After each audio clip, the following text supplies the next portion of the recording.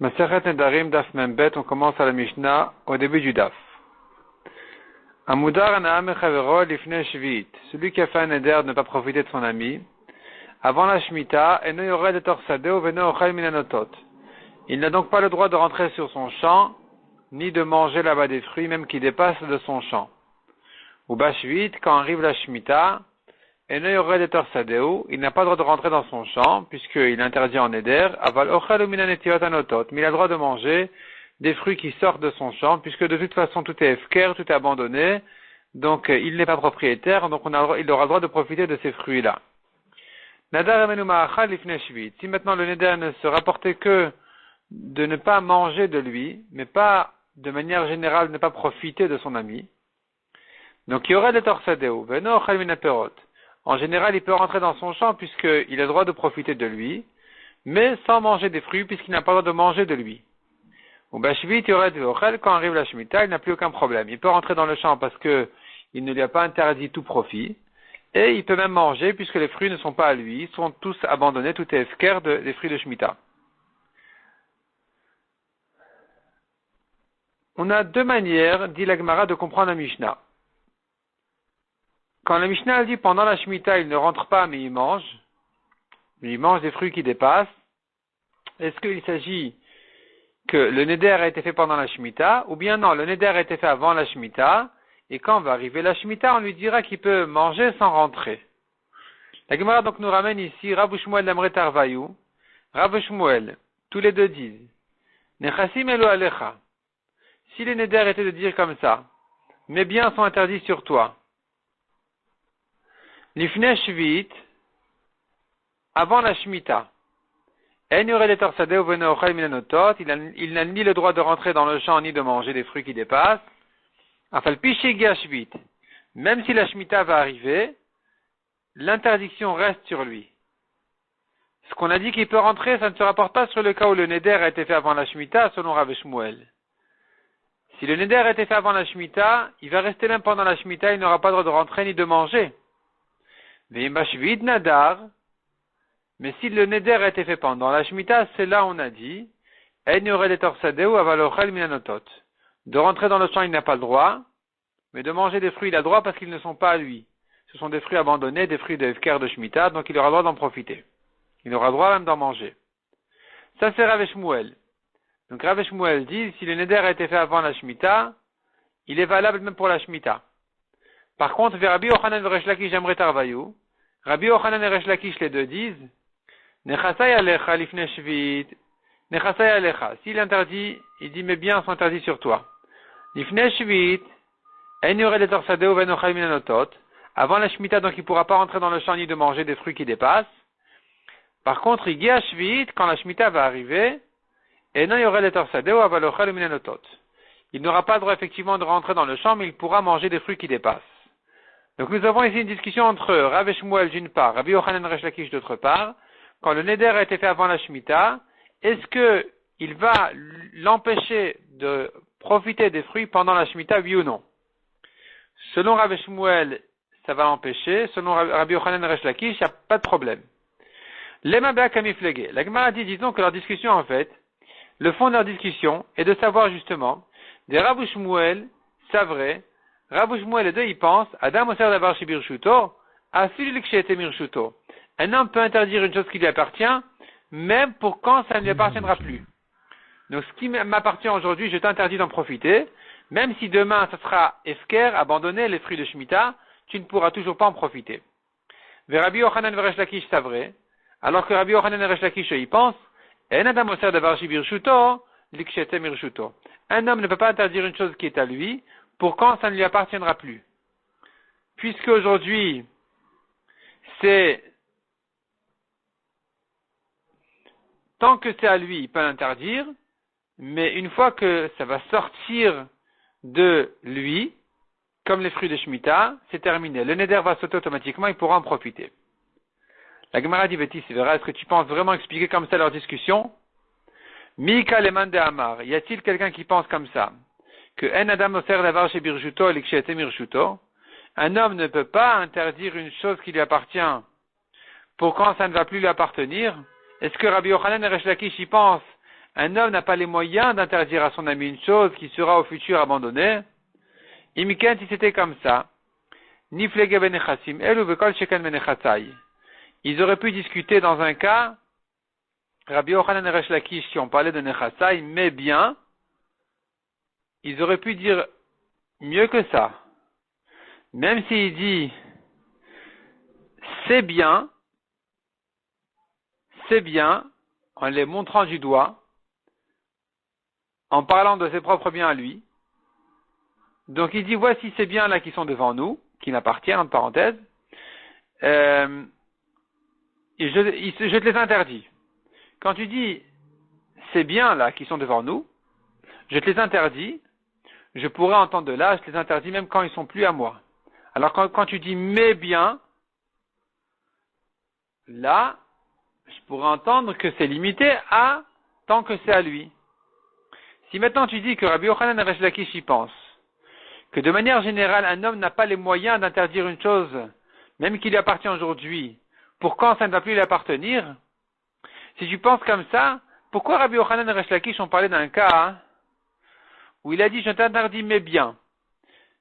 Il pourrait dire mieux que ça. Non seulement dans le cas où il lui a dit je t'interdis mes biens, ces biens seront permis une fois qu'ils seront abandonnés, comme pendant la Shemitah. Mais même dans le cas où il lui dit je t'interdis ces biens, ceux qui sont devant nous, il les montre du doigt et dit voilà tu vois ce champ-là je te l'interdis, ces fruits-là je te les interdis.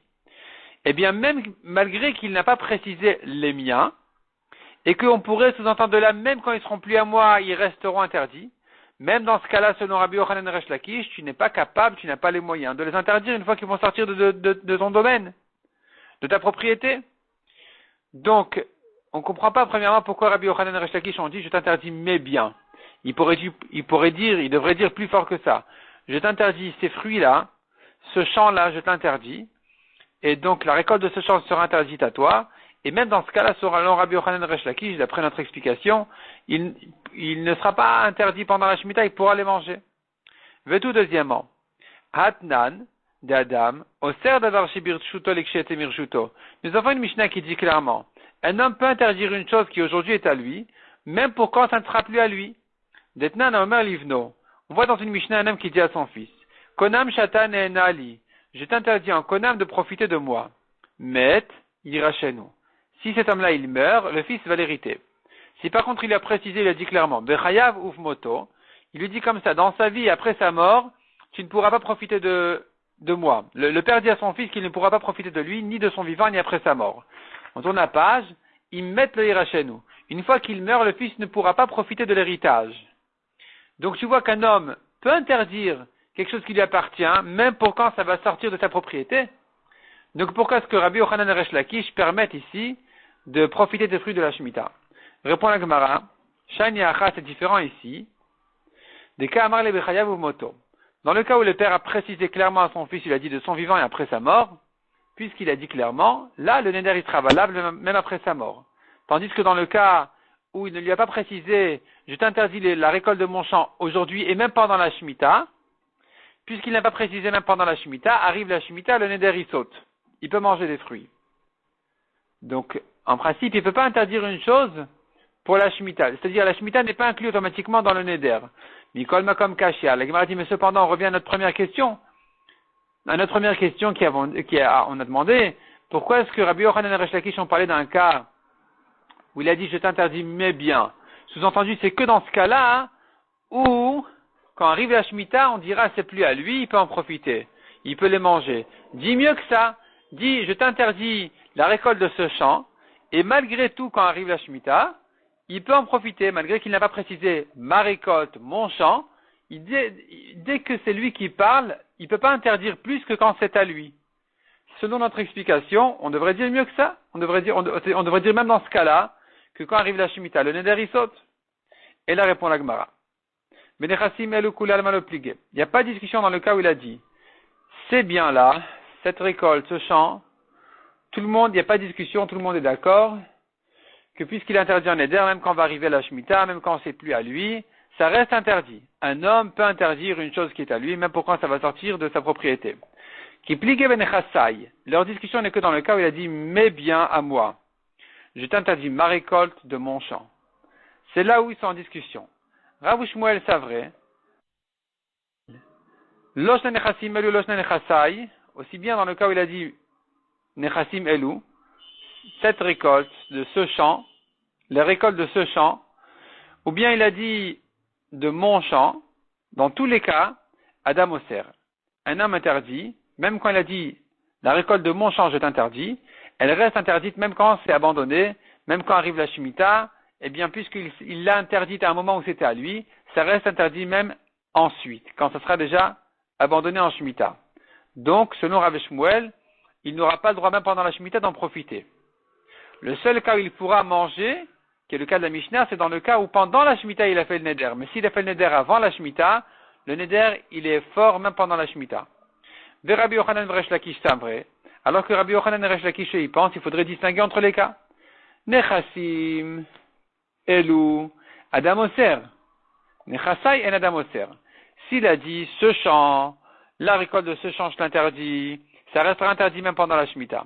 Mais s'il a dit de mon champ, enfin ma récolte, je t'interdis, mes fruits, quand arrive la Shemitah, c'est plus ses fruits, donc c'est déjà permis.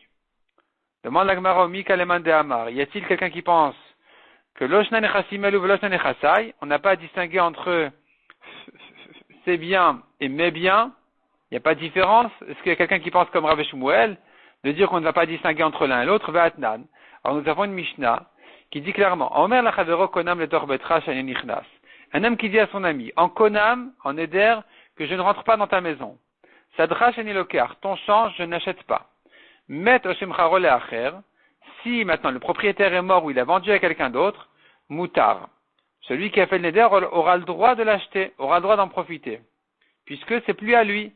Il lui dit à ton champ, ta maison, je ne rentre pas, je n'achète pas. Une fois qu'elle n'est plus à toi, je peux en profiter. Par contre, il a dit, les baïdze shani nichnas, sadezu shani lokar, cette maison je ne rentre pas. Dans ce champ-là, je ne l'achèterai pas. Ici, met Hashem charole acher, assour, si il est mort, le vendeur, enfin le propriétaire, ou il a vendu à quelqu'un d'autre, ça reste interdit. Donc tu vois dans une Mishnah clairement qu'il faut distinguer entre ce champ ou mon champ. Ce champ, quand tu l'interdis en éder, il restera définitivement interdit.